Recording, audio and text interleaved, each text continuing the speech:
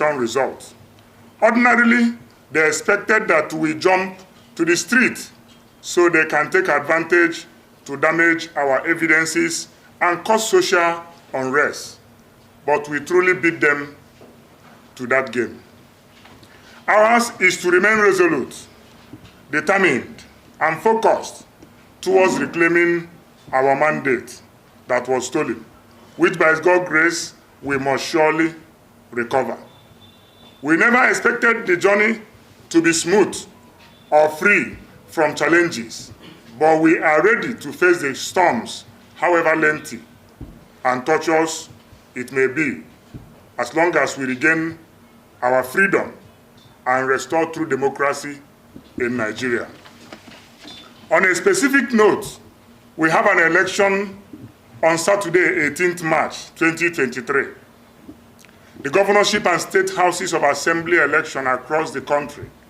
This election have given us another opportunity to identify true obedience. It is important to note that the Labour Party stands by all its candidates in the election across the country.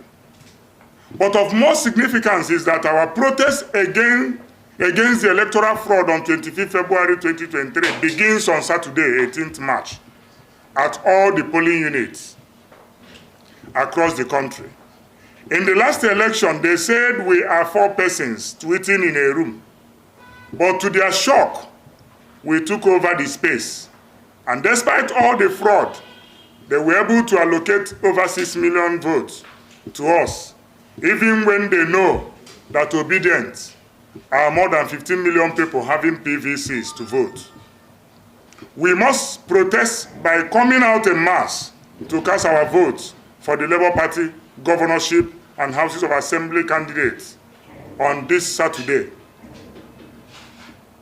This simple assignment is the first step in telling the world that Labour Party truly won the election of 25 February.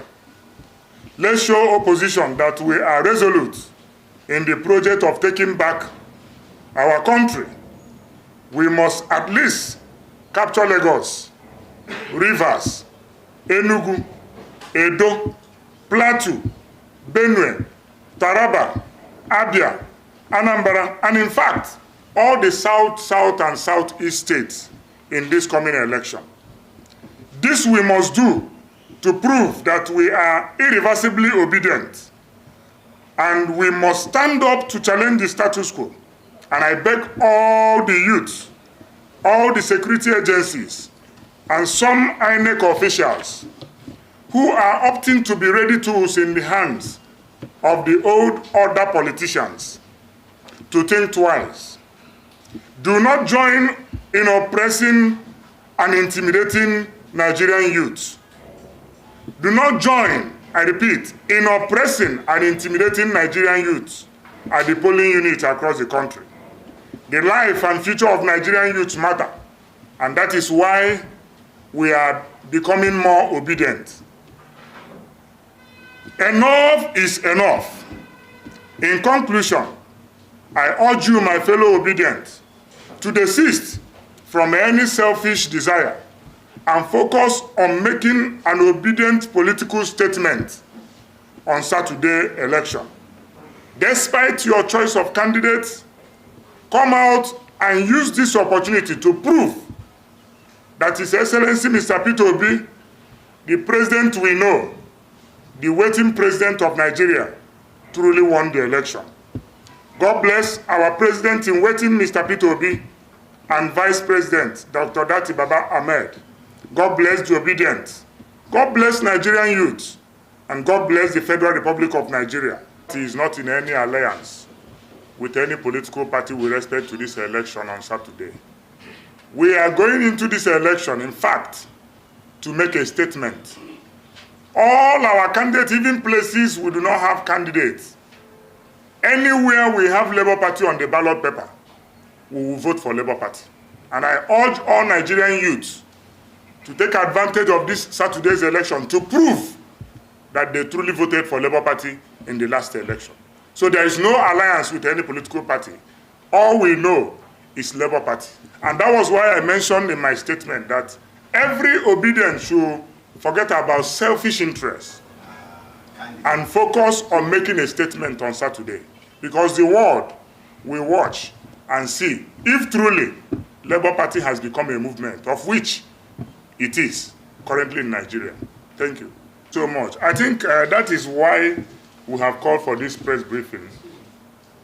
I think that is why we have called for this press briefing, to be able to tell Nigerians that the truth is that the OBIdient movement is under the umbrella of Labour Party. Labour Party is a political institution that is known, that you will see on ballot paper, not OBIdient family. OBIdient family is not a political party. OBIdient family are people that believed in the ideology and the candidacy of Mr. Peter Obi. Many of them were from several political leanings and several political parties, but they believe that the time has come to take back Nigeria. But for the purpose of the injustice meted on that candidate they believed in, they have to vote Labour Party on Saturday. So for those of them that are endorsing any other political party, it is not Labour Party that endorsed any candidate. OBIdient whatever, support group whatever, may go and endorse any candidate, but the Labour Party that I belong in as a political party have never and will not endorse any individual. Thank you. If you listen very carefully during the press, when I was reading from my document, I mentioned that Lagos is critical and Rivers is critical, and we are not joking about it. We are taking back Lagos. Yes, OBIdient youths in Lagos have also determined, and that is why I'm concluding with this, because I've been in contact with a lot of youth groups, associations that are youth-oriented, and we have made up our mind to deliver Lagos to Labour Party. At least it's one of the statements that 2023 election will be left with. Same thing happens across the country where we have governorship candidates. Because those of them that we are cross-carpeting, like I said recently in a press conference as well, a lot of people thought that 2023 election will be like the previous election. And that was why they didn't take Labour Party serious. They were saying that we are just 4 persons tweeting in a room. Before they could understand it, the wind have already swept them away, and that was why they resorted to the last thing, trying to rigging the election, because they saw that there was nothing else they could do. So for those of them that we are cross-carpeting, you are aware that in Nigeria, we have political marketers. We don't have men and women with political ideology. We have people that wait for every 4 years to go and buy and sell in politics that will sustain them for the next 4 years. But going forward, I can assure you that this 2023 election have opened them up. Nigerians have known them.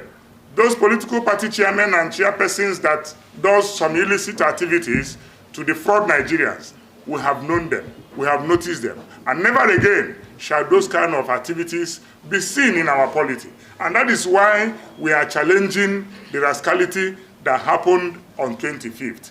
Nigeria cannot remain like that, because the future and the life of Nigerian youth is at stake, and we cannot let it continue. So those of them that have perpetually engaged in political marketing, this 2023 election is their end. It's no longer lucrative. Thank you so much.